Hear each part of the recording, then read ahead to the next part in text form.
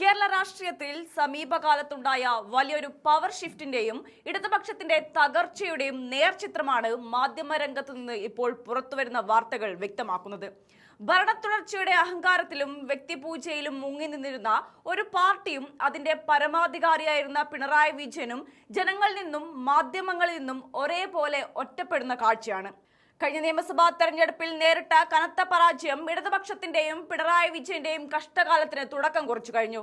അഹന്തയുടെയും ധിക്കാരത്തിന്റെയും രാഷ്ട്രീയ ശൈലിക്ക് ജനങ്ങൾ നൽകിയ തിരിച്ചടി ഉൾക്കൊള്ളാൻ പാർട്ടിക്ക് ഇതുവരെ സാധിച്ചിട്ടില്ല. ഇതിനിടയിലാണ് വാർത്താ ചാനലുകളുടെ പ്രേക്ഷകർക്കിടയിൽ മുൻ മുഖ്യമന്ത്രിയും നിലവിലെ പ്രതിപക്ഷ നേതാവുമായ പിണറായി വിജയന്റെ ജനപ്രീതി കുത്തനെ ഇടിഞ്ഞു എന്ന യാഥാർത്ഥ്യം ചർച്ചയാകുന്നത്. രസകരമായ വസ്തുത, പിണറായിയുടെ വാർത്തകൾക്ക് ചാനലുകൾ അർഹമായ കവറേജ് നൽകുന്നില്ലെന്ന പരാതിയുമായി രംഗത്ത് വന്നത് പാർട്ടിയുടെ സ്വന്തം ചാനലായ കൈരളി തന്നെയാണ് എന്നതാണ്.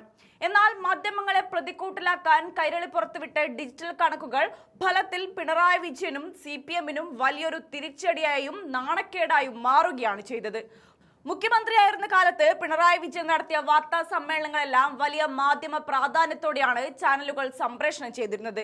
മിക്കപ്പോഴും ചോദ്യങ്ങളെ ഭയന്ന് താൻ എഴുതിക്കൊണ്ടുവന്ന കാര്യങ്ങൾ മാത്രം വായിച്ചു തീർക്കുകയായിരുന്നു പിണറായിയുടെ പതിവ്.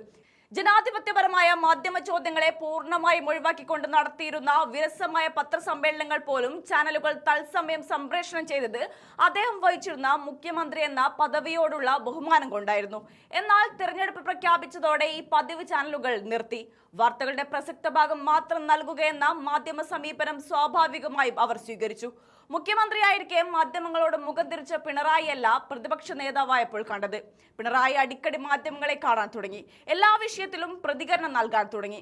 അതോടെ അധികാരത്തിന്റെ തണലില്ലാത്ത പിണറായിയുടെ യഥാർത്ഥ ശൈലി പുറത്തു വരികയും അത് പ്രേക്ഷകർക്ക് കടുത്ത വിരസത സമ്മാനിക്കുകയും ചെയ്തു. ഈ കാഴ്ചക്കാരില്ലായ്മയാണ് യൂട്യൂബ് ലൈവ് വ്യൂവേഴ്സിന്റെ എണ്ണത്തിൽ ഉണ്ടായ വലിയ ഇടിവിലൂടെ ചാനലുകൾ തിരിച്ചറിഞ്ഞത്. ഈ ജനപ്രീതി ഇല്ലായ്മ ബോധ്യപ്പെട്ടതോടെ ചാനലുകൾ പിണറായിയുടെ വാർത്താ സമ്മേളനങ്ങൾ എയർ ടൈം കുറക്കാൻ തുടങ്ങി. കഴിഞ്ഞ ദിവസം പിണറായി വിജയൻ നടത്തിയ വയനാട് സന്ദർശനവും തുടർന്നുണ്ടായ വാർത്താ സമ്മേളനവും മിക്ക മുൻനിര ചാനലുകളും പൂർണ്ണമായും ലൈവ് നൽകുന്നതിൽ നിന്ന് ഒഴിഞ്ഞുമാറി. CPM-ന്റെ കടുത്ത രാഷ്ട്രീയ വിധേയത്വം പുലർത്തുന്ന റിപ്പോർട്ടർ ചാനൽ പോലും ഈ ലൈവ് പൂർണ്ണമായും ഒഴിവാക്കിയെന്നതാണ് ശ്രദ്ധേയം. ഇതോടൊപ്പം BJP നേതാവിന്റെ ഉടമസ്ഥതയുള്ള ഏഷ്യാനെറ്റ് ന്യൂസും ശ്രീകണ്ഠൻ നായരുടെ 24 ന്യൂസും ലൈവ് നൽകിയില്ല. ഇടതുപക്ഷ ചായ്വ് കാണിക്കാറുള്ള ന്യൂസ് മലയാളം വെറും 2 മിനിറ്റ് മാത്രമാണ് ഈ വാർത്തയ്ക്കായി മാറ്റിവെച്ചത്.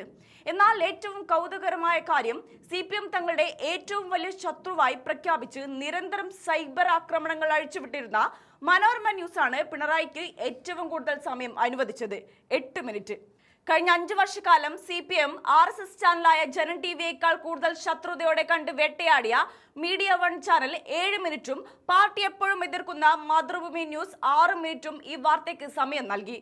തങ്ങളുടെ നേതാവിനെ മാധ്യമങ്ങൾ ബോയ്ക്കോട്ട് ചെയ്യുന്നെന്ന് വരുത്തി തീർത്ത് അണികൾക്കിടയിൽ സഹതാപം പിടിച്ചുപറ്റാനാണ് കൈരളി TV കണക്കുകൾ പുറത്തുവിട്ടതെങ്കിലും അത് പിണറായി വിജയന്റെ രാഷ്ട്രീയ തകർച്ച പരസ്യമാക്കുകയാണ് ചെയ്തത്. ഡിജിറ്റൽ പ്ലാറ്റ്ഫോമുകളിൽ പിണറായിക്ക് പ്രേക്ഷക പിന്തുണയില്ലെന്നും വിപണിയിലെ തങ്ങളുടെ റേറ്റിംഗ് നിലനിർത്താൻ ചാനലുകൾ സ്വീകരിച്ച ബിസിനസ് തന്ത്രം മാത്രമാണിതെന്നും മലയാളികൾക്ക് ബോധ്യപ്പെട്ടു.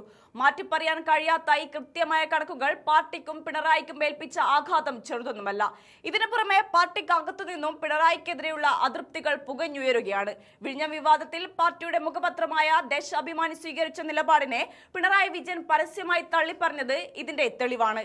പത്രത്തിൽ വന്ന വാർത്ത വ്യാജമാണെന്ന് വരുത്തി തീർക്കേണ്ടി വന്നത് ദേശാഭിമാനിയിലെ മാധ്യമപ്രവർത്തകർക്കും പാർട്ടി സെല്ലിനും കടുത്ത അമർഷമുണ്ടാക്കിയിട്ടുണ്ട്. മറ്റു പത്രങ്ങളിലെ വാർത്തകൾ പകർത്തി എഴുതുകയാണ് തങ്ങൾ ചെയ്യുന്നതെന്ന് പാർട്ടി പത്രത്തിന് പരസ്യമായി സമ്മതിക്കേണ്ടി വന്നത് വലിയ നാണക്കേടാണ് ഉണ്ടാക്കിയത്. ഇതിനുള്ള പ്രതികാരമായാണ് കൈരളി ചാനൽ വഴി പിണറായിയെ വെട്ടിയ വാർത്ത പാർട്ടിയിലെ ഒരു വിഭാഗം പുറത്തുവിട്ടതെന്ന് സംശയം ഇപ്പോൾ ശക്തമാണ്. പാർട്ടിയിലെ മുതിർന്ന നേതാക്കളായ EP Jayarajan, KK Shailaja, PK Shrimati എന്നിവർ വിഴിഞ്ഞം വിഷയത്തിൽ പിണറായിയുടെ നിലപാടുകൾക്കെതിരെ പരസ്യമായി രംഗത്തു വന്ന പശ്ചാത്തലത്തിൽ പ്രത്യേകിച്ചും വ്യക്തിപൂജയിലൂടെയും അപ്രമാദിത്വത്തിലൂടെയും പാർട്ടിയെ ഒരു വ്യക്തിയിലേക്ക് മാത്രം ചുരുക്കിയതിന്റെ ദുരന്ത ഫലമാണ് CPM ഇപ്പോൾ അനുഭവിച്ചുകൊണ്ടിരിക്കുന്നത്. ജനപിന്തുണയും ഭരണവും നഷ്ടപ്പെട്ടതോടെ നേതാവും പാർട്ടിയും അണികളും തമ്മിലുള്ള ആഭ്യന്തര കലഹം തെരുവിലേക്ക് വരെ എത്തി നിൽക്കുകയാണിപ്പോൾ.